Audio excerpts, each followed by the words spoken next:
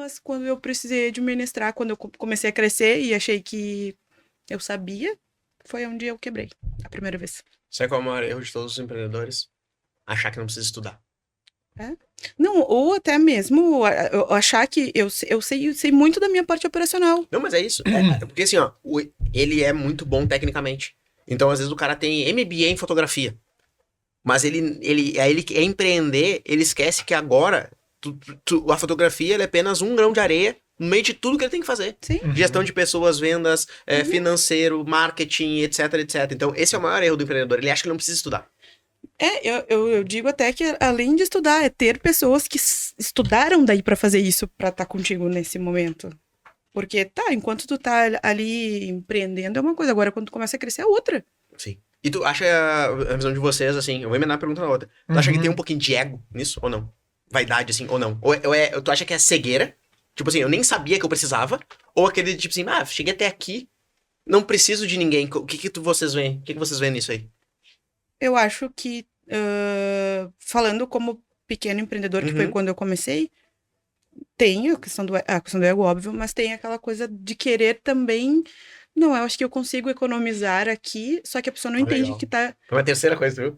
que ela tá simplesmente colocando dinheiro fora ou perdendo dinheiro porque ela tá achando que tá economizando aqui e tá perdendo de outro lado. Boa. O que tu acha, Marcos, sobre isso?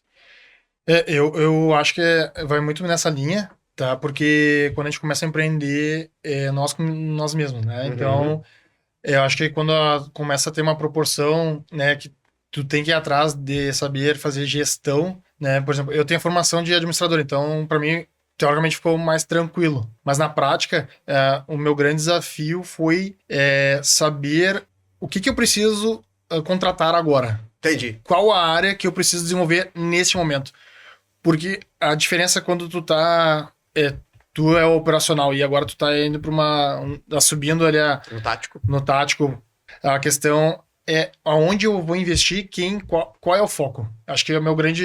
Qual que é o próximo passo? Qual é o próximo passo? Então... Decisão, tu diz. Qual decisão, né?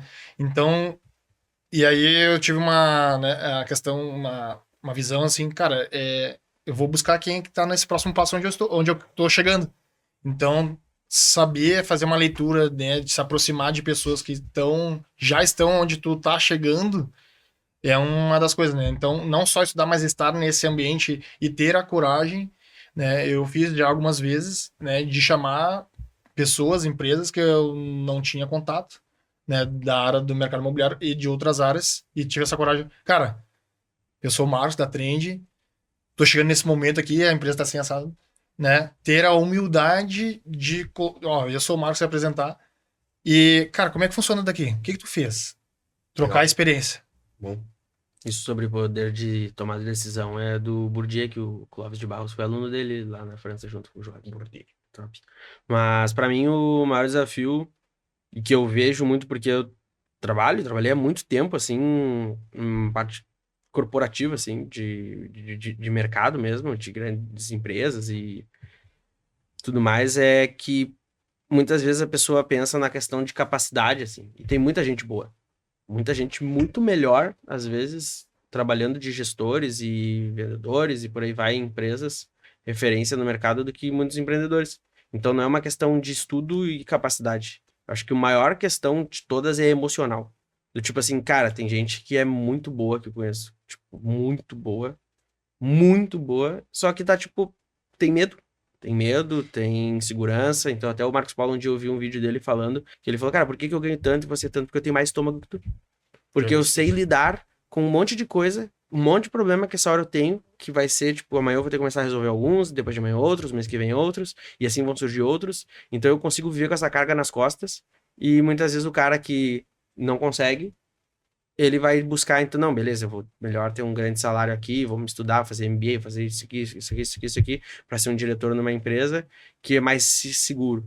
Só que, na verdade, também é cegueira, porque um grande diretor de uma grande empresa, qualquer cara que ganhe mais de 25, 30 mil no mercado corporativo tem uma puta pressão nas costas. Porque daí o CEO vai ligar para ele e vai mandar ele resolver. Ele vai dizer, meu, não interessa a tua família, amanhã tu vai pra Alemanha, tu vai ter que resolver lá com os investidores, tu volta mês que vem, mas eu não sei o que. Cara, vai ir. Não tem, né? Então, na verdade, é um pouco de cegueira quando a cara tá embaixo e ele fica sempre preso naquilo, do tipo, eu tenho que, sabe, tipo, eu sou bom, mas eu não tenho tanto estômago pra isso. Só que na verdade ele vai ter que ter estômago pros dois lados, essa é a grande verdade, senão ele vai estagnar ali num teto. Muito verdade. Eu vejo que eu acho que o maior desafio dos empresários tá em contratar e contratar a pessoa certa no momento certo. Principalmente porque, e aí eu vou falar pra mim, coisas que eu já me questionei e até inclusive tava conversando com o Nicolas sobre isso antes de vir pra cá. Porque às vezes assim, ó, pô, vou dar um exemplo só. Quanto tempo dentro da tua empresa tu levou pra tirar 5 mil reais talvez pra ti? A gente sabe, faturamento, custo, tudo que tem que pagar de imposto, aquela coisa, aí tu tira lá, às vezes nem sobra isso, né? No início não sobra. Lucro líquido. Né? Lucro líquido a gente não sobra. Só que aí quando tu pensa em contratar uma pessoa, muitas vezes assim, mas eu vou pagar 1.500, 2.000 reais pra alguém. Tipo, já vai começar ganhando o que eu demorei talvez 3, 4, 5 anos pra ganhar. E isso é uma questão, é um jogo emocional, porque uma das coisas que eu aprendi, principalmente porque eu estudo bastante, e hoje eu consigo aplicar isso dentro do planejamento estratégico do meu negócio, é entender assim, ó, tem 3 tipos de ROI que a gente precisa olhar dentro do nosso negócio. É o ROI de tempo, o ROI de gente e o ROI de dinheiro. Quando eu contrato alguém, nem que seja pra responder meu WhatsApp hoje em dia, quanto de tempo eu tô ganhando? E só que no nível de senioridade que eu tô hoje, às vezes 1 hora é o suficiente pra eu fechar um negócio de 5 mil. E se tu pagar 1.000 reais, 2.000 reais pra uma pessoa, cara, tu não precisa te preocupar com quase nada da tua agenda. Então se tu contrata uma secretária, tô dando um exemplo aqui, que é o que eu vi o Thiago Finch falando e o Denner Lipper falando, cara, a primeira coisa que eu fiz quando me sobrou um dinheiro foi contratar alguém pra fazer tudo aquilo que não me gerava retorno. Que é o quê? Encher uma garrafa d'água, ter que limpar minha casa, ter que ver minha agenda, ter que remarcar compromisso. Então isso me deixava tempo livre o suficiente pra eu criar, que é o que falta muitas vezes pra nós, né? Operação, apaga incêndio. Em que momento que tu tá lá no estratégico dizendo assim, não, o mercado tá pivotando pra esse lado, deixa eu ir. Olha, tô vendo tal coisa, deixa eu pivotar pra lá. Então eu acredito que às vezes a nossa falta de estratégia ou a nossa falta de crescimento é porque nós não queremos pagar para ter mais tempo. Tipo assim, não, mas eu dou conta. E eu fui à prova viva na sexta-feira, quando a gente chegou aqui, ali eu tive o estralo. Eu falei assim, cara, já não dou mais conta da minha agenda. Eu cheguei em casa e falei pra Luísa, eu não dou mais conta da minha agenda. E aí eu já peguei alguém e falei assim, ó, cuida só da minha agenda. Agenda com meus mentorados. Olha pra essa agenda aqui, conversa com fulano. Por quê? Porque aí eu já não quero mais cuidar disso. Quanto tempo eu perco às vezes com o Thiago? Thiago, dá pra ser quarta? Não, quarta eu não posso.